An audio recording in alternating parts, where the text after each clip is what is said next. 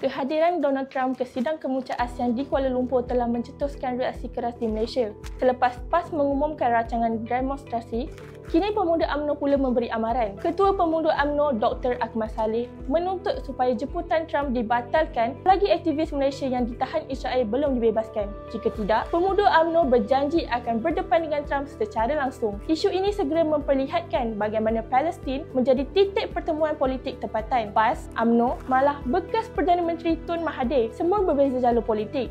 Tetapi kali ini sehaluan menolak simbol penindasan yang mereka kaitkan dengan Trump. Namun di pihak kerajaan, Perdana Menteri Anwar Ibrahim mempertahankan undangan itu atas nama diplomasi. Menurutnya, menolak kehadiran seorang Presiden Amerika bukan jalan penyelesaian. Sebaliknya, platform ASEAN memberi peluang Malaysia dan rantau ini menyatakan pendirian secara berdepan. Dari sudut politik domestik, pemuda UMNO menampilkan imej berani dan lantang sesuai dengan peranan mereka sebagai suara muda parti. Tetapi dari perspektif diplomasi antarabangsa, Malaysia perlu menyimak imej moral dengan kepentingan strategik dan hubungan kuasa besar. Soalnya, dalam percaturan global ini, adakah tekanan jalan benar-benar mampu mengubah dasar luar Amerika atau strategi diplomasi tertutup lebih berkesan untuk membawa suara Palestin ke meja rundingan?